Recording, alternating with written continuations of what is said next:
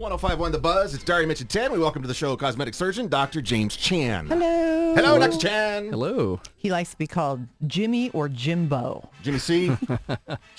JC. That's right. Dr. Chan, one thing that made me think of you in recent days is the fact that the weather has been so bad. It's been raining, crazy raining. We haven't had until today for quite some days, like any sort of semblance of sun in the sky. Mm-hmm. A lot of times I think we see people in the Pacific Northwest where it's so cloudy and so rainy so often don't think about things like sunscreen as often as people in states like, Arizona and Colorado, where there's sun all the time. Think about it. What do you think about that? Yeah, so I think especially if you're going to be outdoors, even with cloudy weather, you need to think about sunscreen and protection because the ultraviolet rays are still present even in the winter. It may not be as strong, but they're still there, and you can't underestimate that. So, but like say yesterday. Mm-hmm. You wouldn't need sunscreen. We would need sunscreen yesterday, right? Like there's depends on how much time you're spending outside. I mean, the for days real? are yes, Wow. for real. I mean, the days are shorter, so you're not getting the length of time that you'd spend normally in the summer, but you're still getting ultraviolet rays. Do you put it on every single morning? Yes. Boy, I don't. I'm so bad about it. No one's seeming shocked. If anybody wants to know if I'm good at it or bad at it, let's open up the phones and see who thinks I'm good and who thinks I'm bad. Dr. I Chan, never do. however, has skin like a toddler. Yeah, it's great looking skin. Yeah. Let's say you do have some sun damage, and I'm irritated to this day that they don't tell us more about it when we're young. I know. Because especially if it's supposed to be part of your daily regimen. maybe they just didn't. I know we're in our 40s. Maybe they just didn't know as much then. Yeah. But I did not realize, and I still have a hard time wrapping my head around the fact that the sun damage you got when you were 18 might not show on your face until you're 35, 40, 50 years old. That just seems unfair. Yeah, I agree. Why is that the case? Why can you tan and tan as a teenager, and then you think, well, when I'm starting to get old, that's when I'll use Right. sunscreen, and then it's too late.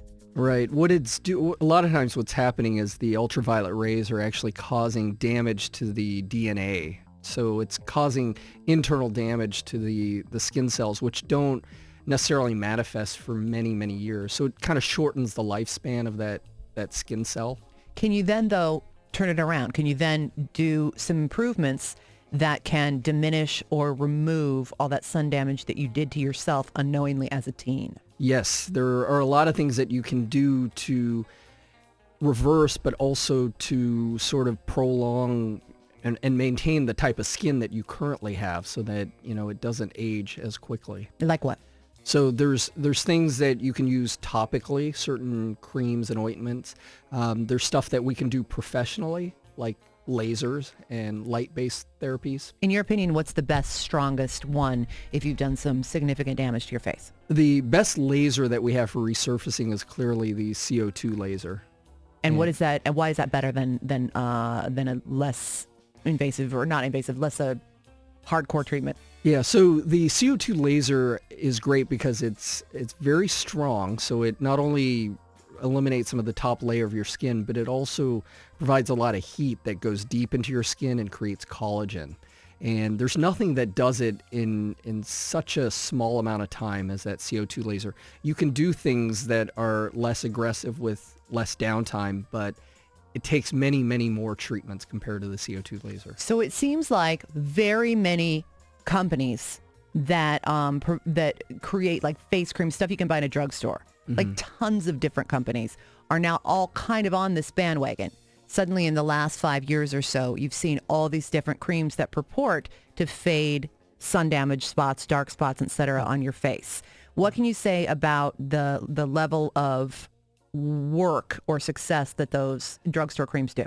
Yeah, so most of them are pretty underpowered. I mean, they work a little bit, but depending on the severity of your sun damage, you may not see anything, and you can be using this for years and years and years. We have more professional medical grade stuff that works better, things that are only available by prescription, like hydroquinone and Retin-A, and those things have been scientifically proven to improve sun damage, and that's not something you can get over the counter. Can they be used for evil?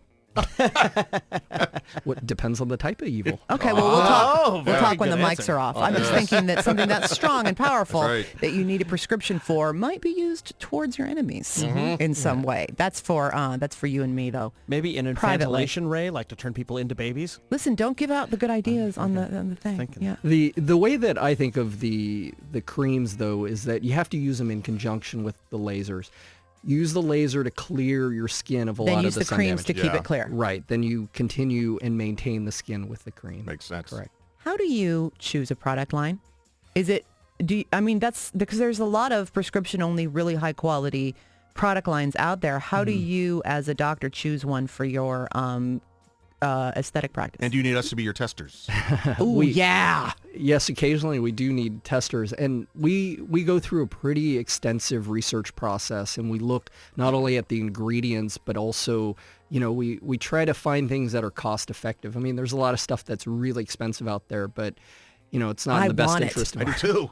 I don't care if it's been proven yet. Right. It's Give not it to me. necessarily in the best interest of our patients to pay that much money to get, minimal improvement. So we test everything. We give it to our office staff to try. We also give it to friends and family. And we've given you stuff before to try. What? One time. And I went 10 through times it in you've a nothing. week. And look at us, we're hideous, aren't we, Ted? Yeah. I will try beyond anything. fixing I will too. Put it on my face. You can find out more about how to look your best for the holidays with a remarkable short amount of downtime, sometimes none at all, and basically looking your best face forward into the new year as well. Just check out Dr. James Chan's website, drjameschan.com or revionsportland.com. That's his practice as well. It's the non-surgical cosmetic laser and lotiony and facial improvement area of this practice. revionsportland.com or drjameschan.com. Thank you and happy holidays. Thank you. Happy holidays. Thank you. KRSK HD1 Malala Portland. Today's best mix, 105.1. The Buzz.